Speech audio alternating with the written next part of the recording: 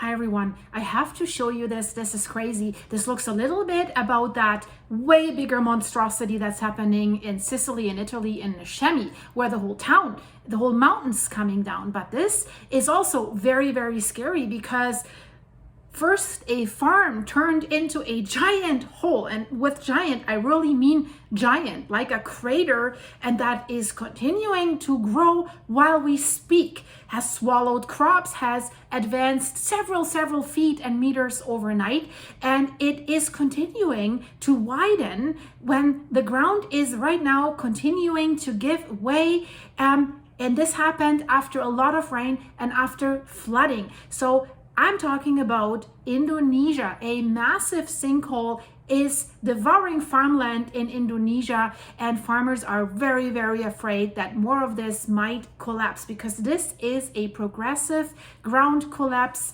and it has already reached a massive size. We're talking about 7.4 acres. That is 3 hectares. That is huge. And now, that is the problem. It's moving closer to homes and critical infrastructure. So what are we dealing with here? Look at that image here with the electricity pole. And this is crucial electricity, right? This is a major power line. So the large ground collapse is happening in the Pondok Balik village in the Ketol district in the Aceh Regency in Indonesia. And this thing is expanding. It looks like a river valley or something like this. And we have a lot of monitoring data that is coming in from ACRE Energy and Mineral Resource Office. And it has been growing for quite a while, and it has now reached the main road corridor, and the road is gone. And if I tell you how fast this thing is moving to swallow more farmland, but also residential areas and critical infrastructure, they're only 300 to 400 meters away. That's roughly 984 to 1,312 feet away. So it is close. So this thing has now really started to accelerate a little bit. It has existed before, but now this collapse here has really, we have to say, enlarged progressively over more than 2 decades, and it remains active. And you see how the soil is falling down. And first, in the early 2000s, they noticed like shallow depressions and some cracks that were developing. And then by 2004, they were developing into visible ground fractures. And then by 2006, the movement had already disrupted parts of a local transport route. And of course, that has then prompted formal geological monitoring that began in 2011. And since then, the Mineral Resource Office and ACRE Energy, because they have their energy poles there, electricity poles, they have periodically measured the affected area. So we have an investigation letter from those entities. It's dated January 27th this year. And it says, since 2011, repeated landslides have occurred in the Pondok Balik area. So the investigations determined that this slope is composed mainly of tough and sandy volcanic rock from the Goiroi Dong formation. And when this is saturated with water, volcanic rocks are not very stable. They are not like hard rock. They're porous. And if a lot of rain happens, they can soak. So it weathers rapidly and it loses its strength when it's saturated. So if we have continuous subsurface water flow, it further erodes the area. And that does progressively weaken the slope's internal structure.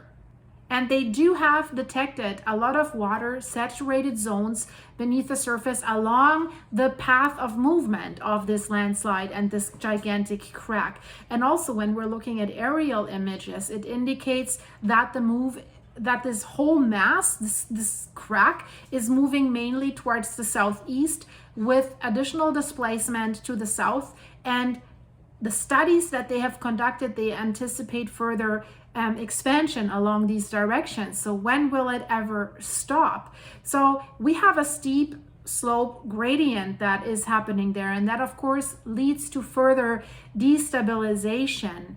And the experts say that the intense rainfall, or also, and this is occurring in this area quite often, seismic activity, earthquakes, can trigger an even renewed or stronger movement and additional landslides in this area.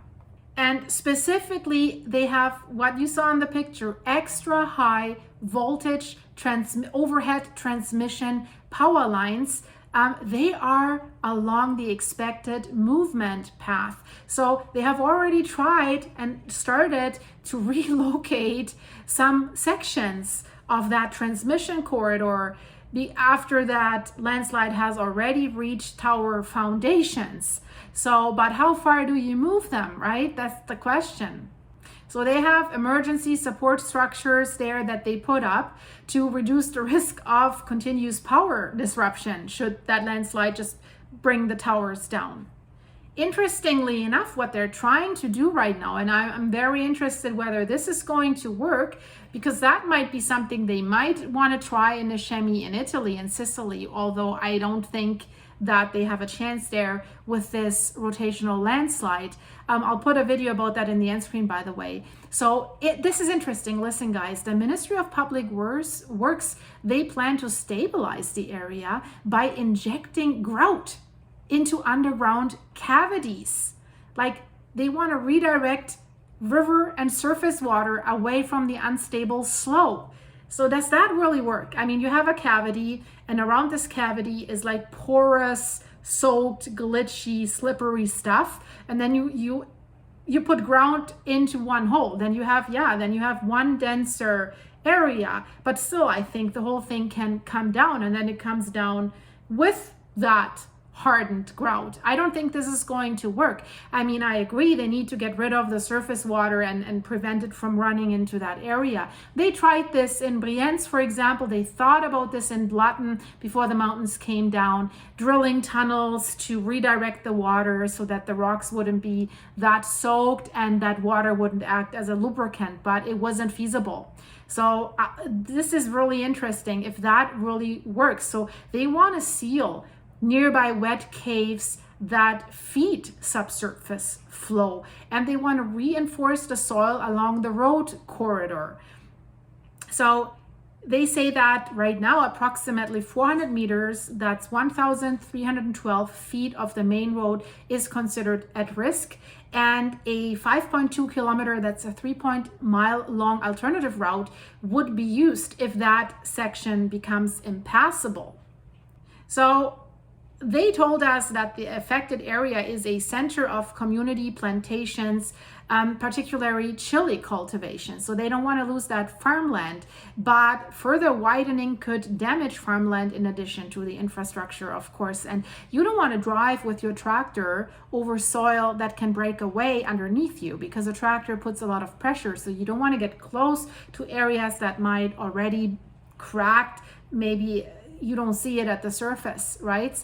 So of course they're telling the residents avoid these landslide prone areas and the affected road. So it will be interesting how that develops further, but I'm very interested in that ground injection, if that works. So let me know, what do you think? Does it work? Please leave this video a like and a hype, and I hope that I can see you in the next one, because they discovered something in Japan will blow your mind. They drilled deep down into the subduction zone at the exact spot where the 2011 Tohoku earthquake with that devastating tsunami happened. And they found something.